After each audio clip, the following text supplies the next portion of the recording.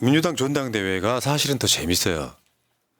당대표는 지금 찬반 투표는 아닐 것 같습니다. 지금 분위기로 보면.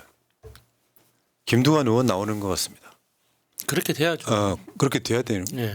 근데 이 당대표 선거라는 게 아까 강덕구 의원 인터뷰하듯이 나머지 후보들 칭찬하세요만은 잘 안 돼요. 그러니까 이게 누구나 다 안 될 걸 뻔히 알면서 나와가지고 어쩔 때는 논쟁도 해야 되잖아요. 그럼 나쁜 사람으로 찍혀. 굳이 안 나가고 싶을 수도 있는데 나오시는 분 용자십니다. 그러니까 예전에 김대중 대통령이 민주당의 그 당 대표가 아니라 뭐 총재를 하던 시절에, 그러니까 지금 이재명 대표가 이번에 연임을 하게 되면은 두 번째 사례가 되는 거잖아요. 김대중 대통령에 이어서. 그러니까 김대중 대통령이 연임에 도전하던 그때도 도전자가 있었습니다. 이름을 제가 갑자기 까먹었는데 그때 이 재선 의원인가 삼선 의원이 도전을 했었어요. 당 대표에. 민주당은 그런 문화예요. 당연히 김대중이 될 거라고 또는 이재명이 될 거라고 다들 알지만 그럼에도 불구하고 새로운 이야기를 해야 된다. 더 먼 미래를 이야기를 해야 된다 하면서 도전하는 사람이 있었거든요. 그렇게 돼야죠. 왜 사실은 대통령 선거 경선에서 노무현 대통령이 광주에서부터 2위를 치고 나갈 때 거의 존재가 없던 정동영이 끝까지 완주함으로써 그 다음번 대통령 후보가 되잖아요. 사람 다 기억한다는 거죠.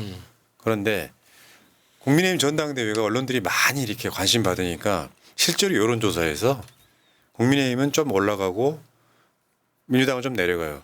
이거는 어떤 때로 기억을 하시면 되냐면 우리가 국민의힘이 총선 공천할 때 국민의힘 여론조사가 엄청 잘 나왔었던 기억하시죠? 네. 국민의힘이 민주당이 국민의힘보다 한 2주 정도 빨랐어요. 공천 작업이. 국민의힘이 공천할 때가 되니까 국민의힘 지지율이 올라가 갖고 민주당 이번에 총선 폭망한다 했던, 여러분들 기억하시겠지만 국민의힘 전당대회 할 때 그때도 국민의힘 지지율이 잘 나왔었어요. 아까 진보 보수할 때 보수가 많이 나오는 이유도 사실은 전화랑 연관이 있다. 저 사람들은 그렇다. 전화 받아주세요 영감님 하면 받아주신다. 이분들이. 그래서 전대 효과라는 게 분명히 있다는 말씀드리고, 김두관 후보 지금 이번에 총선 낙선했죠. 대표직 출마 이외에 정책 국정 관련 당 요구 서류 준비 중이다 이렇게까지 나오면은 안 할 가능성은 없어 보이네요. 네, 원내가 아닌데도 이렇게 도전한다는 거는 정말 이 큰 결심에 박수 쳐줘야 되는 일이라고 생각합니다. 그리고 이게 지금 이재명 대표가 될 거라고는 하지만 이게 추대나 너무 원탑으로 가는 분위기가 이재명한테도 좋지가 않아요. 그래서 사실은 많은 후보들이 나오고 이렇게 좀 축제처럼 가서 좋은 결과를 내는 게 좋은데, 예를 들어서 뭐 누가 나오겠다라는 말만 나와도 이제 이전에는 막 달려가서 공격하고 이런 게 돼버리니까 사실은 그게 당으로 보나 이재명 대표한테 보나 절대 좋은 게 아니거든요.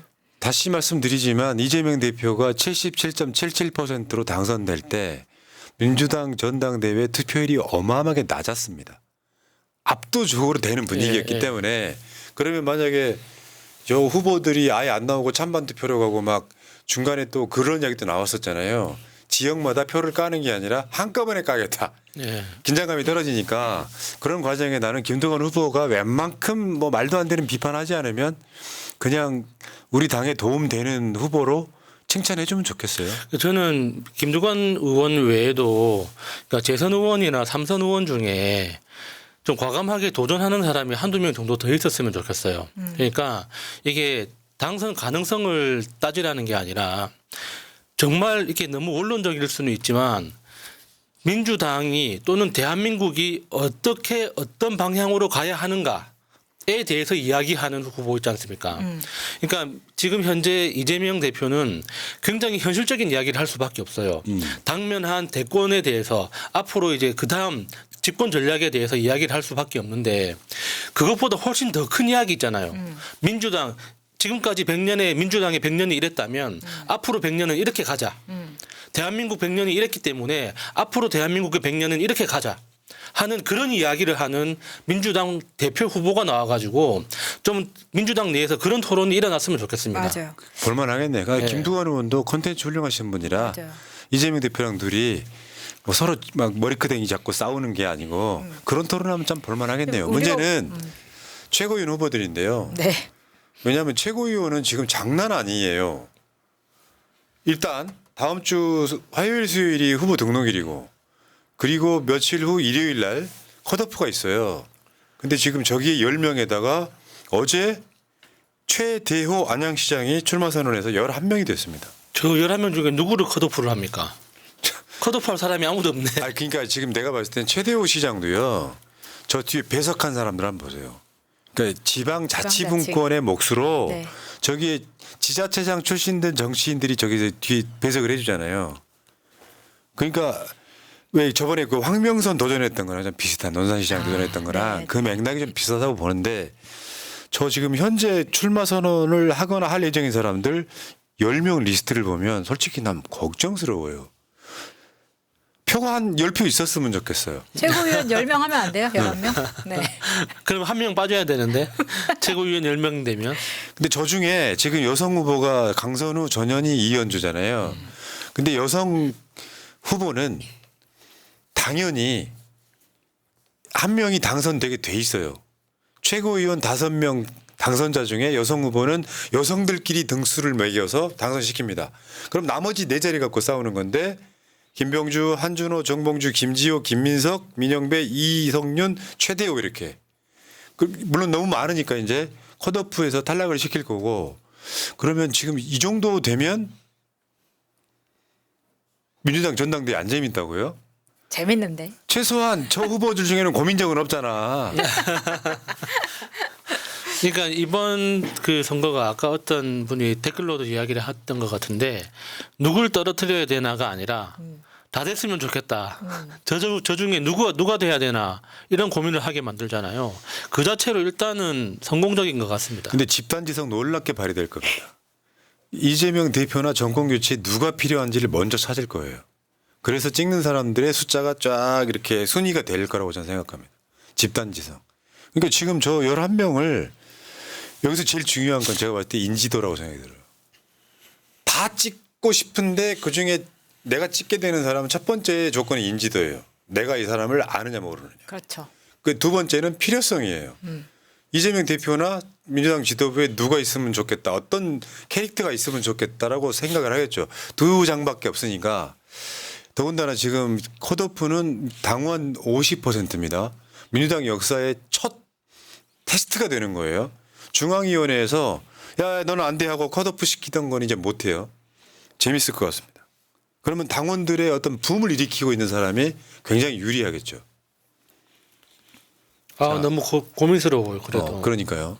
가만히 있어봐. 어떻게 지금 나도 못 찍겠어요. 왜냐면은 나랑 직접적으로 어떤 안면이 있거나 친한 사람이 숫자를 거의 10명에 가까워요. 누구를 찍어야 돼? 고민이네. 이래서 국회에서 인사에 관련된 투표할 때 자꾸 그렇죠. 이름가라 하고 하면 안 되는 거예요. 고민이 되거든. 자, 근데 민주당 전당대 이렇게 재밌는데요. 재미없다고요? 대표는 이재명 대표가 뭐 연임 뭐 사실상 인정이 됐지만 그거 아니야. 최고위원 뽑으러 왔다가 당대표도 같이 뽑는. 지금 분위기가 그런 거 아니에요. 자, 여러분 꽉 지켜보시기 바라겠고요.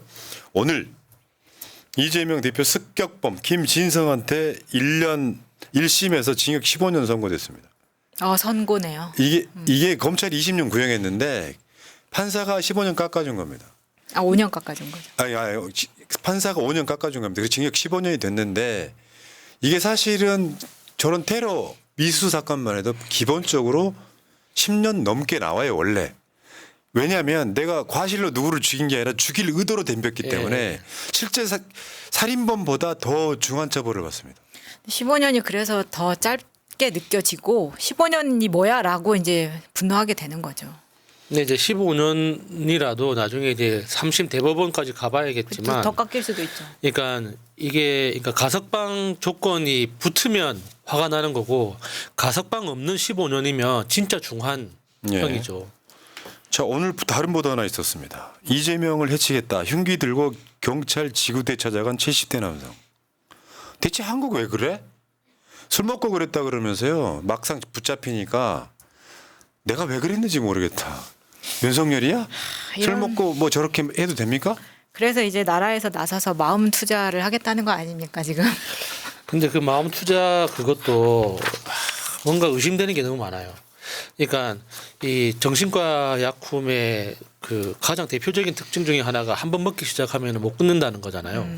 그렇기 때문에 이제 제약회사들이 굉장히 눈독 들이는 분야 그 중에 하나거든요.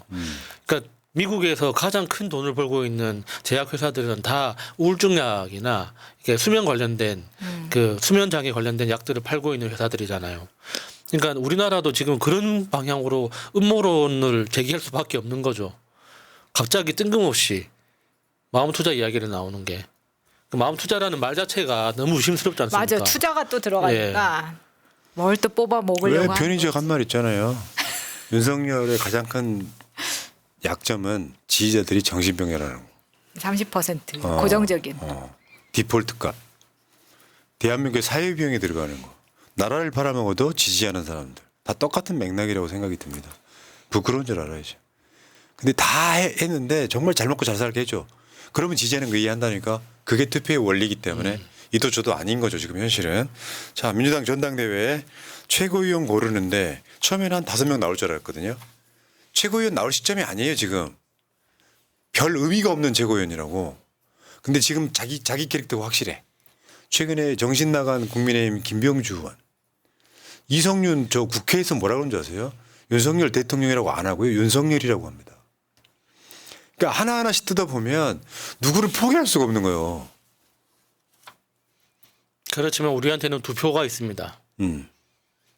선택을 해야죠. 한 표는 대부분 많은 사람들이 그 사람인 것 같아요. 그런 이야기가 많은데 이제 그렇게 하고 이제 나머지 한 표를 누구를 찍을 것인가 이 경쟁이 치열한 것 같습니다. 아, 내가 제일 곤란하다니까요. 더군다나 이제 후보들의 인터뷰가 다음 주에 상당히 많이 있어요.